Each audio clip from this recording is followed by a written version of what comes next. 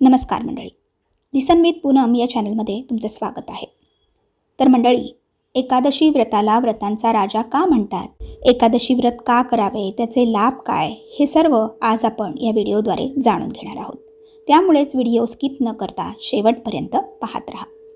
तर मंडळी, एकादशी व्रत वैकुंठधामाची प्राप्ती करून देणारे, भोग व मोक्ष दोन्ही देणारे आणि सर्व पापांचा नाश करणारे आहे.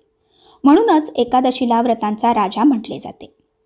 सर्व व्रतांपेक्षा व सर्व दानांपेक्षा अधिक फल एकादशीचे व्रत केल्याने मिळते. जसे देवतांमध्ये भगवान विष्णू, प्रकाश तत्वांमध्ये सूर्य, नद्यांमध्ये गंगा श्रेष्ठ मानल्या जातात, तसेच व्रतांमध्ये एकादशी व्रत सर्वोत्तम मानले जाते. या दिवशी केलेले दान, भजन, पूजन हे श्रीहरी प्रसन्न झाल्यावर पूर्णत्वाला पोहोचते.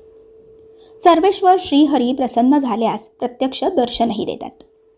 एकादशीच्या दिवशी केलेले प्रत्येक पुण्यकर्म अनंत फल देते आणि मनुष्याचे 7 जन्मातील देह, वाणी आणि मनाने झालेले पाप नष्ट होतात. मग ह्या एकादशीची उत्पत्ती कशी झाली हे थोडक्यात जाणून घेऊया. तर मंडळी, पूर्वी मूर नावाच्या एका असुराचा वध करण्यासाठी भगवान विष्णूंच्या शरीरातून तेजस्वी, युद्धकुशल अशी एक कन्या प्रकट झाली. तिच्या केवळ हुंकाराने मूर दैत्य भस्म झाला. ही कन्या म्हणजे एकादशी देवी. संतुष्ट होऊन भगवान विष्णूंनी तिला वर मागण्यास सांगितले. तेव्हा एकादशी देवी म्हणाली, मला सर्व तीर्थांमध्ये प्रधान, सर्व विघ्नांचा नाश करणारी व सर्व सिद्धी देणारी देवी बनवा. जे लोक उपवास करून माझे व्रत करतील त्यांना आपण धन, धर्म व मोक्ष प्रदान करा. भगवंत म्हणाले, तसेच हो.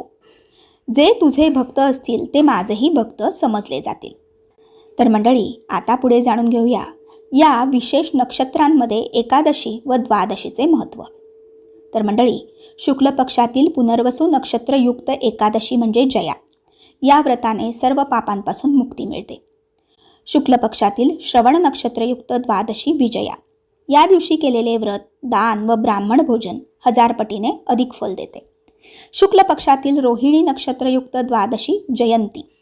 भगवान गोविंदाच्या पूजनाने सर्व पाप धुतले जातात. शुक्ल पक्षातील पुष्य नक्षत्रयुक्त द्वादशी पापनाशिनी. या दिवशीच्या व्रताने भगवान प्रत्यक्ष दर्शन देतात. पुष्ययुक्त एकादशीचे व्रत केल्याने 1000 एकादशीचे फल मिळते. गोदान व अश्वमेध यज्ञाच्या फळापेक्षा शतपटीने अधिक फल एकादशी व्रताचे मिळते. मग ह्या एकादशीला अन्न का खाऊ नये ते जाणून घेऊया.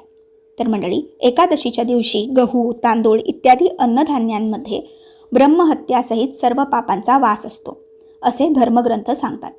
म्हणून या दिवशी अन्न खाल्ले तर ते पापभोजन ठरते.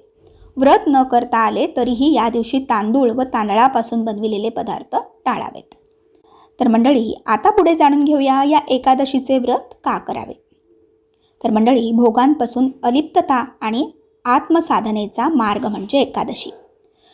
संसार भोगप्रधान व मानव योनी भोग योनी असल्यामुळे मनुष्याची प्रवृत्ती भोगांकडे असते.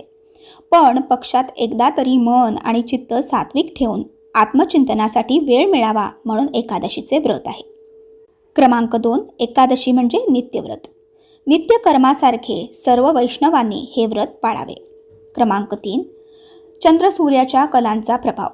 शुक्ल एकादशीला चंद्राच्या 11 कलांचा मनावर परिणाम होतो, त्यामुळे चंचलता वाढते.